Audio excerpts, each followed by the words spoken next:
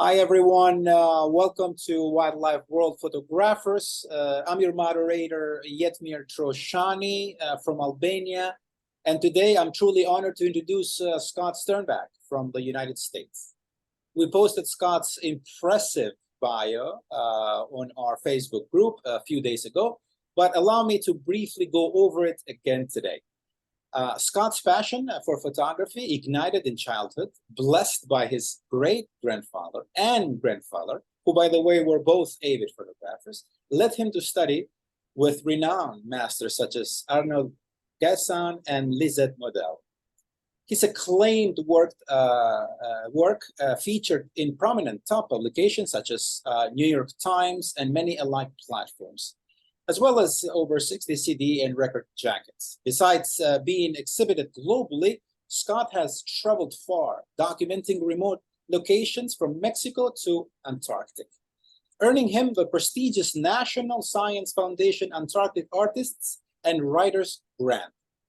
Fantastic. His Antarctic project exhibited at the American Museum of National History. It's part of a decade-long traveling exhibition. Additionally, Scott self-published Antarctic Souls, and it's proudly producing the documentary called Polar Souls, releasing this year. Kudos. Having retired honorably as a director of the Commercial Photography Department at City University of New York, Scott today will share his wildlife photography journey with us, focusing on his trip in Arctic and Antarctic. He's prepared a captivating, therefore, slideshow, which I am thrilled to present. So let me welcome Scott to Wildlife World Photographers. How are you, sir? I'm doing great today, Jetmir. Thank you for inviting me today.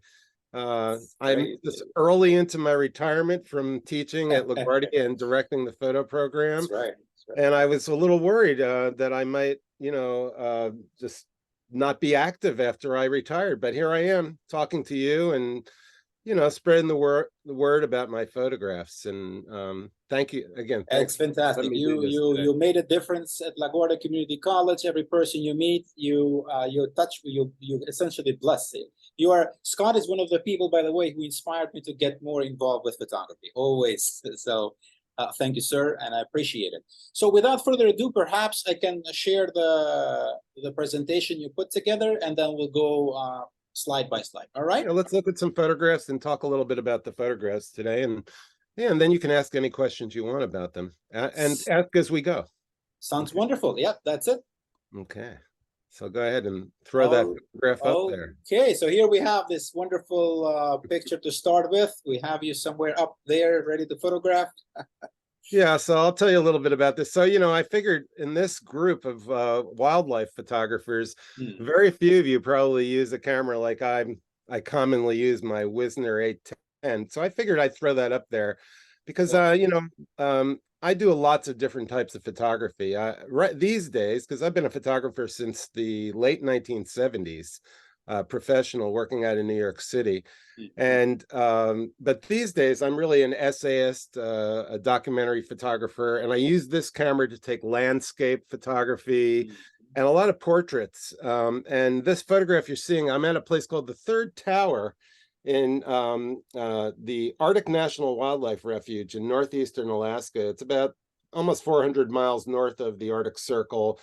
And this is actually a tower they use for hunting, to spot caribou and moose, because the folks that I visit up there are Native Americans of the Gwich'in tribe, and they're subsistence living folks. They live off the land, and they're basically their supermarket is the wilderness. But the type of photographs I take with this camera, you can go to the next frame.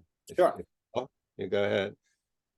Is oftentimes landscape photography as part of my stories, telling people about the places I go, trying to bring back photographs from places that most people will never visit, like this place, the Arctic National Wildlife Refuge. So yeah, I love this photograph. This is the Chandelar River, and it's right across from Arctic Village and Native American Village. There's no roads in. The only way to get there is by small airplanes. So I oftentimes take photographs like this one. And then let's go to the next frame. And Very I captivating, with by the way. this. This one's pretty much different than probably Hearing most this, yeah. you see. So this is part of the wildlife in Antarctica. Uh-huh. Yeah, so this is the gentleman who was the chef down there, feeding the crew on Anvers Island at Palmer Station, Antarctica, when I was there for 3 months. And part of what I did with my 810 camera was take portraits of these folks. And this photograph and many others are part of this traveling show that's been up presented by the American Museum of Natural History. And Okay. it's still traveling the world. I don't actually know where it is now. So this I did this type of work quite a bit. But while I'm there, I also took a great interest in the wildlife in Antarctica and in up in Alaska.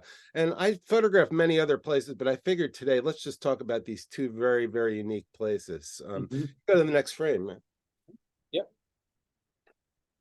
Oh All yeah, right. so that's where I stayed. I thought I'd show you the place I stayed in Antarctica. So this is 2008. I won, like you had mentioned, I won the National Science Foundation Artist Grant. Right. And that is a wonderful grant. It allows you to do what you want. You know, you Wow. write a proposal. And I went there and I said I wanted to photograph the people and the place and the animals, and they went for it. So I was there for almost 3 months. I had my own Zodiac boat, I had a support crew, and I was actually able to bring a student with me from Okay. LaGuardia. So it was a great experience. Yeah. So when I was down there, yeah, like I said, I photographed many different ways. And if you go to the next frame, we'll see some wildlife, some actual wildlife. Oh, right. Wow. Okay. There you go. So that's an Antarctic ice fish. And Mm. just a little story behind this was some of the scientists who were studying these fish were about to leave the station and they were releasing the fish that they were studying. So Mm. that's why it was so a great opportunity to photograph this fish so close through the water. And, you know, I love the kind of impressionistic feel about this image, you know, shooting through the water, the ice beneath the fish, and all the color that's created by just what was happening there. So I thought I was really, really lucky to get this shot. And I've made some really large prints of this image. Mhm. Pretty satisfying. Yeah. So, What you know, part of so the year were you here? this is 2008. 2008 Right. seems like Was just it like yesterday. spring or summer or what?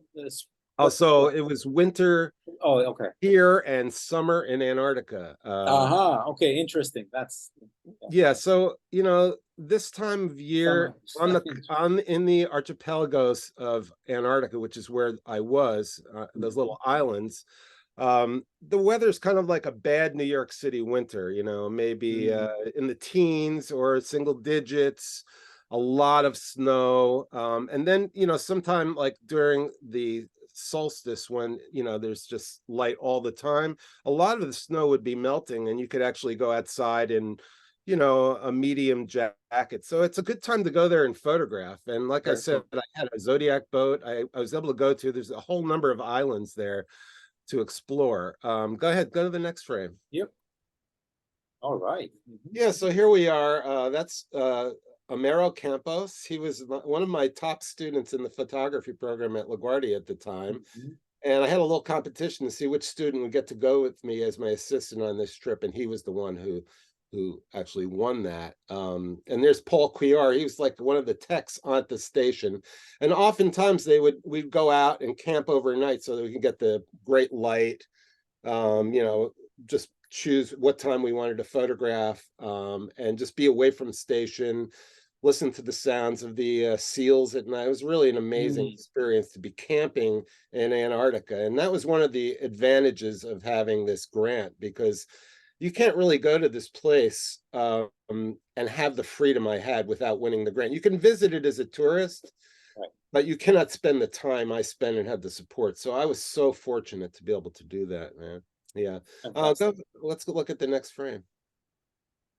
Yeah, so you know, part of what I was doing was documenting what was happening there. And here's one of the field biologists studying a bird called a skua, which is a predatory bird. It comes there basically to eat penguin eggs Oh, and wow. baby Uh-huh. penguins, because there's a couple of penguin colonies that on this island and many of the other islands there. So they're checking out like the health of the birds and what's happening and basically studying the area, you know, seeing what climate change is doing to Antarctica. Yeah, there's the, go ahead. You can go to the next one. And there's a Nice. couple of skuas, yeah. And you can see one of them is banded. So they do capture these birds and follow them and check on them year Right. by year by year to see how they're doing. So yeah, again, I was really fortunate to be able to be there just myself and maybe one or two field biologists out there photographing all day while they're doing their work. And if you go to the next frame. Oh, wow. Yeah, so that's Kristen Gorman. I befriended her and actually had other experiences up in Alaska with her. Uh, but here she is counting penguins. Those are Adelie penguins, and they're the penguins that are really being affected by the change in the climate, and they're I see. diminishing while other penguins from further north will be moving into their area. So they're seeing what's happening with these animals and seeing how the world is affecting and what we do up here affects these animals in these Up there, sensitive yeah. places. That's Yeah, so interesting. doing really important work. And this is part of, I'm a lover of wilderness. This is why I do this stuff. I'm all about wilderness preservation. I Mhm. think it's one of the most important things to consider is that we keep places wild on Earth. So that's why I go there to photograph, why I tell these stories about these folks. Next frame. There I am with Kristen Wow. at the motor. And yeah, we were out on the islands one day, and actually it got really rough in the water. We were about maybe 20 minutes from station. The waves are kicking up, and I got to tell you, I love Canon cameras because my 1DS Mark III, which was at the time the state of the art Mhm. camera, got completely soaked. In spite of me sticking it under my jacket, we were just enveloped by salt water. I did my best to dry it off, and it worked for the next 2.5 months, lens and all. So I was super happy that I brought the Canon with me at the Uh, time. Yeah, so yeah, this was a little scary out there. I Talking got about challenges, it's a very all challenging this moment. Yeah. when you go to places like this, as I'm sure it doesn't always go right. Mhm. It's not you're not always comfortable, Right. but no, I don't know about you. When I'm shooting, I Mhm. don't really feel the cold. I Mhm. don't feel the heat very much. I'm just so intent on photographing that I'm Right. able to get through that. So, Yeah, yeah, definitely. I mean I haven't been in cold places like this, but I've been in Kenya, mhm. and which, by the way, the temperatures are amazing. It never goes down than 12 degrees or higher than 25 degrees, which is fantastic, right? We're comfortable. But yeah, it's a different. It's just out in nature. You explore, and then yeah, you get focused to nature, and then somehow you're part of it, and you don't know anymore. You just Yeah, I'm you just just like so photograph it.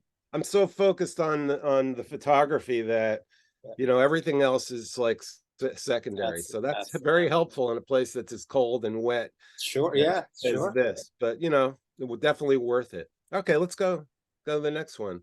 Yeah. Oh, nice shot. Nice So flash shot. there's yeah, so that's a blue-eyed shag. It's a type of Mhm. a cormorant, and it's building its nest. And these birds, they're pretty prevalent down there. Um, Mhm. Although a few years before I was there, they actually a Navy boat from the Chilean Navy grounded on some rocks and spilled lots of diesel into the water, and it greatly diminished the population of these birds. But they said, Mhm. thankfully, that they're coming back now, which is a good thing. They were really beautiful to watch. You go to the next frame, you'll see a mating pair. Yeah, indeed. Yeah, there you Beautiful. go. Yeah, so they're really cool looking birds with the bright blue eyes and the little Mhm. crown, orange crown. And yeah, they're building their nests and mating and feeding each other. I'm not sure if they were sitting on eggs here or if they were just mating. I'm not really sure. I can't remember since it is 2008, but it was a really neat experience getting up close and personal. I'm shooting with a 400 here, so I'm not that Okay. close, obviously. Um, Nice. yeah, so those are blue-eyed shags. Yeah, Love those eyes. Wow. And the they're yellow and the amazing, yeah, amazing looking very birds. cool. Yeah, you can go to the next one. Okay. It's like Yeah, a so turning. there's a tern. Yeah, Right. so I'm sure. I bet you photographed some terns in your time. Yes, definitely. Love terns. There's so Yeah. many of them. I love them all. Yeah, this is really neat. I spent the night camping on an island when I took this photograph, just by myself, which was really lovely. Mm, Um, and there were some nesting terns on the island, so I spent a few hours just like laying on my back with my mm, lens, just trying to get the right shot. And I got quite a few good ones, but this is my favorite. mhm. Just really reminds me of kind of a fighter plane, the Yeah, yeah, amazing yeah, yeah. geometry of these birds and Ah, how elegant and so sporty they beautiful. look. Yeah, really amazing, and surviving out there in that crazy cold weather. Yeah, Absolutely. really neat. So now, okay, go ahead. Mhm. Um, Hmm. these birds are basically the pigeons of the Antarctic. They don't fly. Ah, They don't fly. They can't fly. They stay on the ground. And they're called sheath bills. And the local scientists and support staff had another name for them. They call them shit chickens. Yeah, but I kind of like them. They're kind of yeah. adorable in their own ugly way, and I really like this shot. With the nice sharp uh, uh, bird in the front, and then a little softness in the background has that nice cinematic effect. Yeah, yeah. So those are sheath Beautiful. bills, Yeah. and they're scavengers. Scavengers there in Yeah. the islands on the outside of mainland Antarctica. All right, so let's hit the next shot. Mm. Yeah, so there's a minke whale, and this was a really neat experience photographing this whale. It didn't hang around very long, but what the story was on this is that we were going out, there was an iceberg that had floated fairly close to the station that was incredibly beautiful. So I Mhm. went out to photograph it, and it was like a Sunday, and most of the staff and scientists had off that day. So we took our Zodiacs out, and then as we were out observing this iceberg, all of a sudden this young minke didn't have a mark on it. It had like silver gray skin, and it just came up, and it was out of total curiosity. It just came, lifted its head just this much next to our boat, and swirled around the boat, just looked at us like it was like wasn't afraid of us. And then it disappeared into the darkness beneath us. So I love this shot. I particularly love the Mm. reflection of the Mhm. nose. It's very abstract. So yeah, this is one of my faves from that trip. Yeah. Quite captivating indeed. Yes. Thank you, man. Thank you. Next one. Here's the Commerson's dolphin. I took this in Tierra del Fuego. So to get down to Antarctica, I was on the LM Gould. It's an icebreaker research vessel.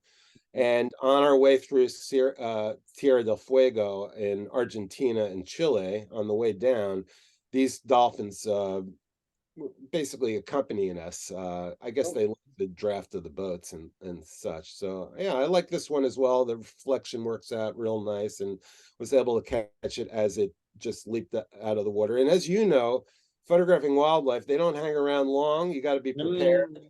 Yes, right? sir. Yeah, You got to that's be very. prepared. And I was like, I spent so much time on the deck of that boat. It was freezing cold, but I would just stay out there just waiting. There were lots of, I didn't include all the photographs, but there were all kinds of birds, albatross, petrels, that would Mhm. follow the boat. So I was able to follow them with my camera. So it was really neat. So that's a Commerson. Okay.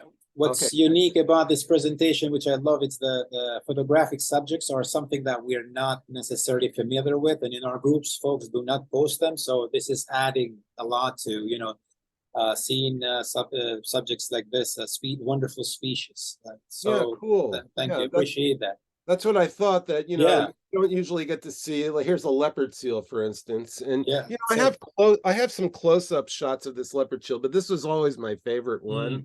It looks sort of like a some sort of a sea creature, a dragon emerging from the ice. Actually, what was going on here was there was a seagull teasing it Ah, from above, and it was trying to like leap up and grab the seagull, and the seagull in turn was trying to steal a fish that this leopard seal had just captured, and it came up at one point with the fish in its mouth, and you saw the seagull hanging around trying to grab it. It didn't happen. He swallowed the fish and then was trying to eat the seagull. But these are about 12, maybe 13 feet long. They call them the grizzly bears of the Antarctic. They have no predators. They eat penguins for lunch. And they actually, was even an incident down there where one of them drowned a diver, a researcher. Oh, wow. Yeah. So they can be a little bit, you have to be careful with them. On the other hand, I've seen video from a number of other photographers and videographers who are like up close and personal underwater with these animals. So they're very intelligent. You just don't want to get one on a bad day, right? That's right. That's it. Yeah. Here's Here it is. Yeah. a more gentle Yeah. seal from the Antarctic. And this is, a seal that only lives in the Antarctic region. Damn. Now I just lost the name of this poor animal. Maybe I'll remember it later. Yeah, okay. It was full of fish. It had just been fishing beneath the ice, and you could see it's pretty full up. It does look full, yeah. Yeah. I just love the look on its face. I was just up on a little bluff of ice, sitting above it. It didn't pay me any mind, and I was able to get this wonderful shot. I just love the shape of the animal and that lovely quietude on its face, trying to digest probably pounds and pounds of fish in its belly. Absolutely. Yeah, go ahead. Ah, So here's very March nice. of the Penguins. That's what I call this one. I've made this into very large prints, by the way, so that you can really feel it. So I was on the Gould on my way down to Palmer Station when I took this one. And the story is that these are Adelie penguins, and they're on their way to their breeding grounds on the islands, and they have to cross. Usually they'd be swimming, but here you have what's called brash ice. It's the frozen ice breaking up. And what I'm told is that the killer whales and the leopard seals will take advantage of this situation and come up from beneath them. So they were pretty nervous and running pretty quickly along this ice as best as they could to try to get to their destination. I'm sure this is like a difficult situation for them because they are so fast in the water. But here you can see they're kind of just waddling along as a group trying to get to their place so that they can reproduce. Yeah, so that's the March of the Penguins. Those are Adelies. Yeah, I love it how you put it on the foreground, that you on the foreground, and then you just allow the eye to just wander off. Beautiful shot. You can see the Really, vastness of the place. Right. That's the idea there. You got Beautiful. it. Yeah. And here's this is a kind of a signature image of mine. Actually, this one hangs. There's a mural that's at the college. I see it every day. It's been up there for years. Yeah, I love it. For some reason, they've never put my name on it, but you know what? The main thing is that people enjoy it. I don't really care. I love it. I love it indeed. And the story behind this was that you see those tracks. Those are penguin tracks. Those are not from any motor vehicle. There are no motor vehicles at all. It's actually against the law to have anything unnatural on these islands. I see. Yeah, so he was kind of lost, I guess. He or she was lost, and I followed her. After I took this photograph of her wandering into the distance, I followed her and actually photographed the other penguins that she had tried to catch up with. And sure enough, in that little rock in the distance is where they were waiting. And when she got there, they all jumped into the water together. Really neat. That's good. Really neat. But yeah, this photograph is kind of heartwarming for me. It was just such a sweet moment. Yeah. It seems like it connects somehow in our life journey as well. Like sometimes we don't know where we are. Sometimes we're always looking for something, and it connects in a subconscious level. And because I see this every day from the Van Damme entrance, right where you get it, exactly, I get to see it every day, and I appreciate it very much. So glad it's doing its job. That's great. Yes. Okay, now let's flip this on its head. Now we're in the Arctic. Now we're in the Arctic. So in 2011, I had kind of a life dream come true. When I was a very young man, I learned about the Arctic National Wildlife Refuge. I read about it in a New York Times article, I guess. And when I was like 20 years old, I said, I'm going to go there someday. I'm going to photograph. I'm going to tell people about this place. And sure enough, all those years later, Wow. I got to go in 2011. I put together a trip. I took a couple of students with me and lived in Arctic Village, this Native American village in the middle of the wilderness for 2 months. Wow. And this was the first caribou that I'd ever seen. And you know, there's 200,000 caribou that range in this area. And yet it's such a large area that you could go out there and not see one at any time. But finally, after quite a bit of trekking, I found this caribou sitting up across on this bluff, and I got this shot. Now later on, I got to see, and you'll see a couple of other photos down the line here, where I did get to get very close up with caribou. And these Native Americans are called, that's their name, in their native language, are the caribou people, because that's how they subsist. You know, Oh, right. an equal relationship between the caribou and the people. They respect the caribou, they protect them, and in turn, the caribou provide their food. Yeah, really neat. So anyway, that was the first caribou I'd ever seen, 2011 in Arctic Refuge. You can jump to the next slide. Oh. So here's a musk oxen that I photographed next to the Alaska pipeline. So in 2018, I've been up to this area numerous times through the years for extended periods. And I was up there for about a month and a half in 2018. And I drove with a couple of my assistants up to Prudhoe Bay to photograph the oil fields, and then I did fly into the wilderness. But along the way, I thought this was kind of interesting juxtaposition of this, you know, an animal you never get to see in such close proximity to man, and sort of coexisting in a way, right? It doesn't seem to be having any problem with the Right. pipeline, but that there's other stories behind that as well. So go to the next one. Yeah, so I ended up driving up all the way up to just before Prudhoe Bay in northeastern Alaska to a place called Happy Valley. It was a little airfield. And I met a couple of pilots, Matt and Emily, a married couple, who were experts at taking people out into the wilderness. And here's one of their planes. I just love this shot. Just I can feel the feeling of what it was like to be in that plane. And they drove up out to the Sadler Rochett Mountains, one of the most remote mountain ranges in the world. And it was a place that I'd seen on a map when I was much younger and said, wow, I'd really love to go there. And, you know, like many places the hand of man had never touched. I actually felt like I was intruding on some level there, believe it or not.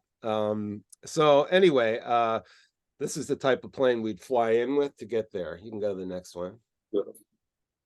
And here's a view of the Sadler Rochett Mountains, gorgeous mountains. Every evening the fog would roll in and the light would be incredibly beautiful. Really amazing place. Are they clouds on the foreground, or is cloud? Yeah, it's fog, clouds and fog rolling in the foreground. Beautiful. Yeah, and actually, the film that I'm making about this place, I actually have video footage of this as the fog rolls in. It's pretty neat. And I'll make sure that you get to see that. You can go to the next shot. So on my way in, on the way in, you know, this is just a lucky moment. We're flying overhead, and there was a grizzly on a carcass of a caribou. So, you know, something pretty hard to get. And, you know, it wasn't easy, but shooting through the window of an airplane, but not a bad shot. I kind of like this picture. Yeah. Nice one. Oh, another. And here, speaking of caribou, here's a young male on his way out to the coastal plain, maybe to mate for the first time with a female. And that's where they go. This is the most sacred place to the Native Americans up there, the coastal plain. And we're almost there at this place. And there's, like I said, almost 200,000 caribous that range from the coastal plain and back into the mountains in the winter. And here's one of the young males trotting through. And besides the grizzly bears and the wolves, they don't have too much to worry about. Right. Yeah. Okay, yeah, go to the next one. Yeah. And there's a family of caribou out in this shot again, I have shots close up of these animals, but I thought for this presentation it'd be nice to show what the land looks like. And here you're at the edge of the mountains and it's starting to flatten out, go to the plains where they actually make their babies. Yeah, and you can see here's it looks like a mated pair and a couple of their youngins. Indeed, yeah, indeed. Yeah, and then next frame, you'll see a Oh, lot of females, resting. Now you have to realize that these animals can live through an Arctic winter, so they have quite the coat, and they're just shedding their coat now. So what they would do is rest in their journey on snowbanks that were left over to cool off because they're so hot because the sun is beating down on them. So you would see this pretty often. They kind of eat along the sides, the foliage, and then they jump back on the snow and just cool down and lay down sometimes. Yeah. quite beautiful. Yes, definitely. Yeah. All right. So that was in 2018. And now this is from the last time I was up there, which was April of 2022. And in April in the Arctic, where I go, there's still 10, 15 feet of snow on the ground. Snowmobile is the way to get around there. So yeah, we were out actually getting firewood off at maybe 15 miles out of the village. And on the way, we ran across this group of caribou, and you can go to the next frame now. This is my friend Charlie Swaney, who's one of the lead hunters in the village. And here we are. We ran into this whole group of females, and he wanted to take some meat home. So he fired his gun, and they started to run. Then you go to the next frame. Oh, next thing I knew, they're running at me. wow. It was a little scary because these are like 300-pound animals, maybe more, Absolutely. the males, and they were running, and I could feel the ground shaking. But as a photographer, as soon as you put that camera to your face, you feel no fear. So, yeah, exciting shot. I knocked off a couple of frames, and they didn't last long. And luckily my autofocus kicked in. I was able to get a couple of good shots up close and personal. So literally this animal is maybe 15 feet away from me here, and running for its life. Yeah. Which is part of the deal up there. Like I said, so beautiful. So it's a very nice action shot. That's amazing. And then again, I wanna come back. How was that on timing? Did I take up too much of your time? You did. No, this is great. It's awesome. Okay. I want to just thank you so much for doing this. Also, from the giving us another perspective, right? Going into this remote places, it's another perspective. It's a very soulful experience as well. You get connected with nature in a very unique way. So being able to have somebody talk about that, I truly appreciate it, Scott. This was my pleasure, man. My pleasure. I highly recommend if you can figure out how to get to a place like that. It's like none other. And these trips were either self-guided, like when I went up to the coastal plain there in the Sadler Rochets, I was dropped off. I did all my research, got all the right gear, had a solar panels, everything to charge my batteries, etc. All that, was really great to be out there without any guides in a way, with no one but myself and maybe a couple of other people. It's a really good experience. Not easy to come by, but if you can pull it off. That's right. That's right. So it's something definitely, you need if you want some advice or help, please feel free to contact me. May definitely reach out. But thank you so much, and good luck with the documentary. I wanna see it. I'm very soon. Supporter. Yeah, that's right. I will send you the most recent rough cup in the next couple of weeks. How's that? Very nice. That sounds great. Sounds good. Scott, thank you so much, and all the best. Okay, thanks so much. Yeah, I appreciate it.